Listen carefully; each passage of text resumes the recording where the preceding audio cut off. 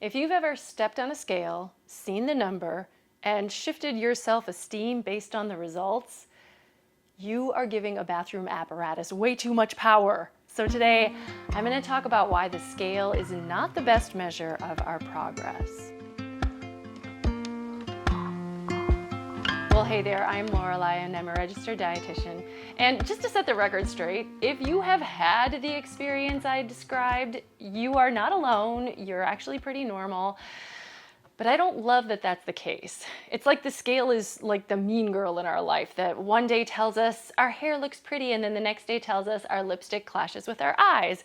It's all very fickle and ultimately pretty meaningless.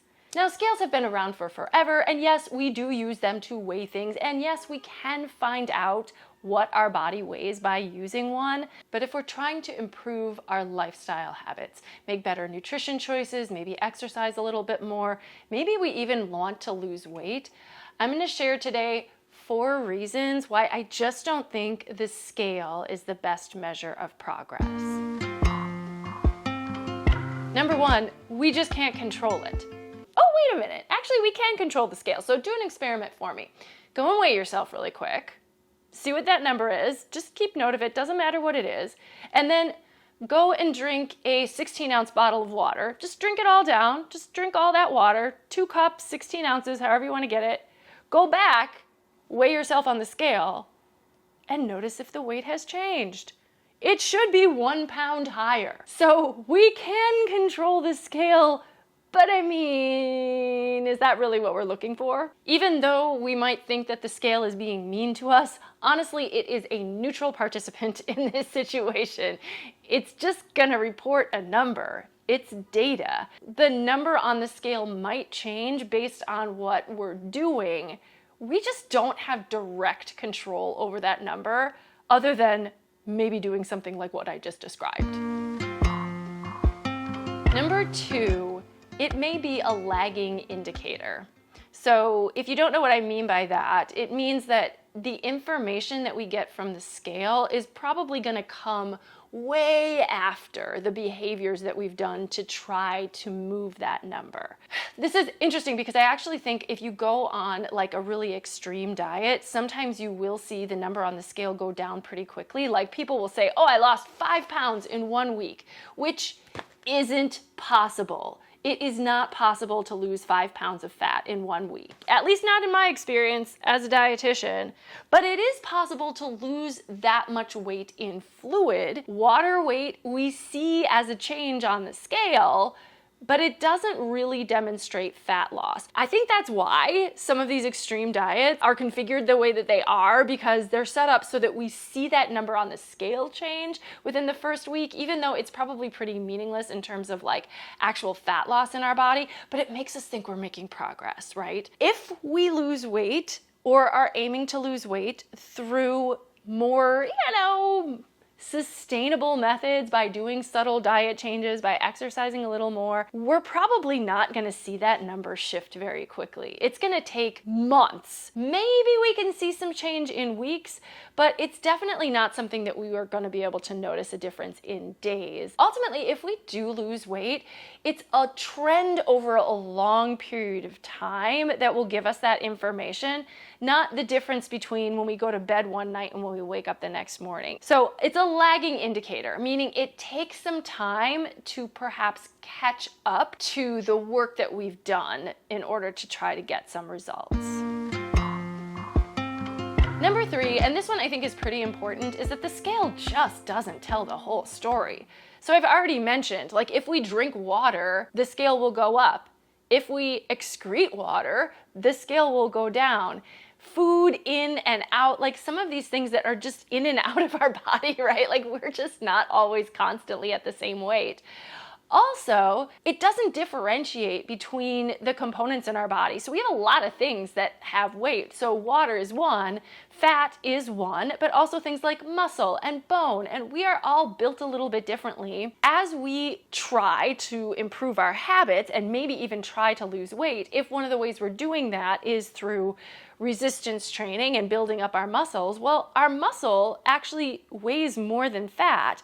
So our body composition might be changing, changing, but we might not see it on the scale. So that's not something that we're going to be able to get like the positive feedback that we're looking for if truly one of the things that we're doing is shifting from fat to muscle in terms of our body's overall storage. And then finally, I'm going to go back to the point I mentioned at the very top of this video. The meaning that we ascribe to the number on the scale. I've worked with a lot of women who want weight loss, and a lot of them have a number in their mind that is too high for them and a number in their mind that they think would make them feel their best. These numbers are very different. So I hear from all different women and they have just all different numbers in their head. Generally, these numbers are relative to where they are now. But I make this point just to note that like there is nothing like inherently good or bad about any particular number. Nothing inherently right or wrong about any particular number, but we are very capable of ascribing significant meaning to a certain number on the scale. And honestly, we are no longer at that stage gathering data that might be useful information to help us make decisions. We are now giving the scale this power to control our self-esteem. Because if the number is higher than we want it to be, we feel badly. If the number is low, we feel ecstatic. But truly, the numbers themselves have very little meaning in the greater scheme of things. They are just something that we have attributed this moral value to. And we might do well to get away from that a little bit because we have innate and inherent worth that has nothing to do with A, the size of our body, but B, the number on the scale, which isn't even a great measure of it. Yes, it's data. Yes, doctors use it. Yes, we're probably going to encounter a scale again in our life. And know that you are not alone if you have felt that these numbers really do mean something to you, good, bad, right, or wrong. When I talk with my clients, I do often say, if you want to weigh yourself, maybe do it once a week at about the same time every week so that we can just gather data. But weighing yourself more than that can be really activating. Like you get up in the morning and you weigh yourself and it's going to dictate whether you have a good or a bad day.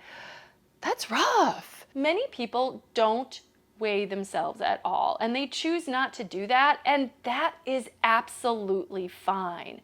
We don't actually need to know the number to know whether or not what we are doing is working. There are some other things we can use to measure our progress towards our goals.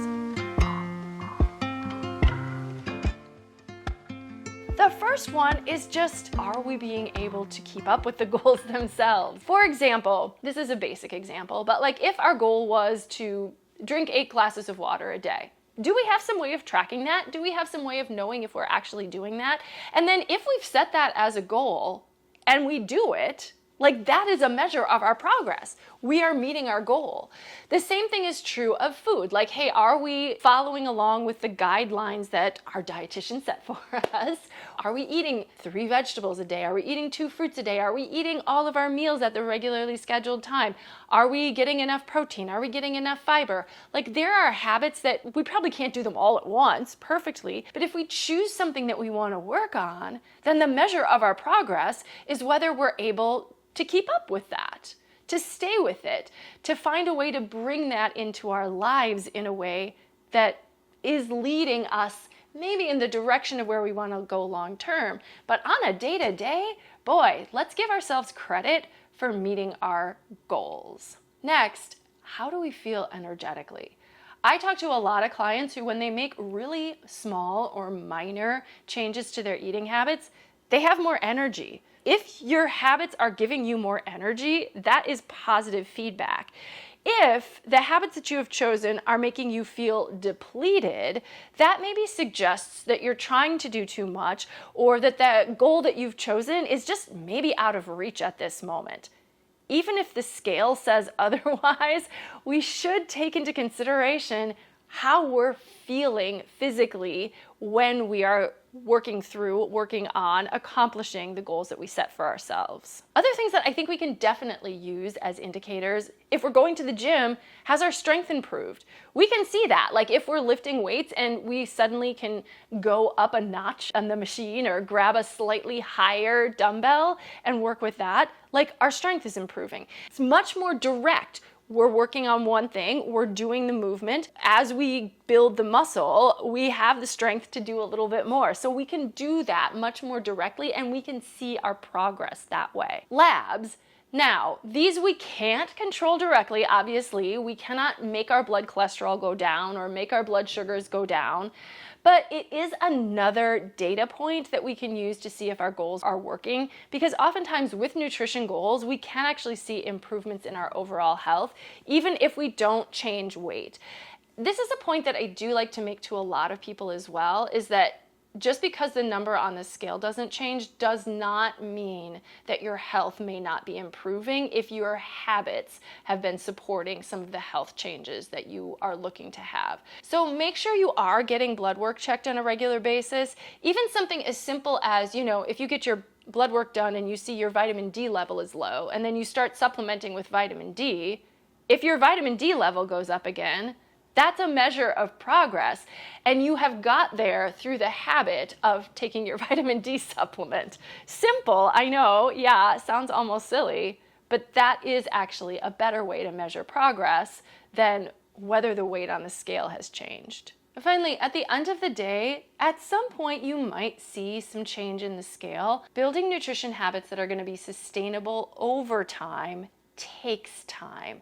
And if you find yourself getting frustrated that the needle on the scale is not moving quickly enough for your liking, it might be time to put that away as a metric and just focus on what you're doing now that can lead you into your future. We don't want to create health habits that are only for a short period of time. We want to feel like we're building our life in a way that feels good to us. And if the scale is getting in the way, or if the scale is giving you information that misaligns with how you're actually feeling about your own progress on that journey, set it aside. It is not the boss of you. Now, if you do think you could benefit from the guidance of a dietitian who might be able to help you set some specific health and nutrition goals, I always encourage that as a dietitian. I think it would be a good choice. I am taking clients in Illinois. If you are in Illinois, I'm only licensed in Illinois, so that's why that has to be that way. But if you are in Illinois, check the description for this video to find out how to reach me. Also, if you would like to join my mailing list, and I encourage you to do this because I do send out emails every other week or so about various nutrition topics, but I think this is another way that I aim to support you on your journey so that you're staying connected to the things that are maybe going to make you feel your best, that the questions that you have are getting answered. If you do have questions that I haven't answered here today or that I haven't answered in any of my other videos, then go ahead and leave those for me in the comment section as well. I would love to hear from you. And joining my mailing list, well, that's in the description for this video. So, everything's down below. Go ahead, just check it out, find it out if you can. If the scale still is sending you discouraging messages and you can't stop listening, check out this video here where I talk about the things that I do tell my clients who want to lose weight but can't. Of ascribing significant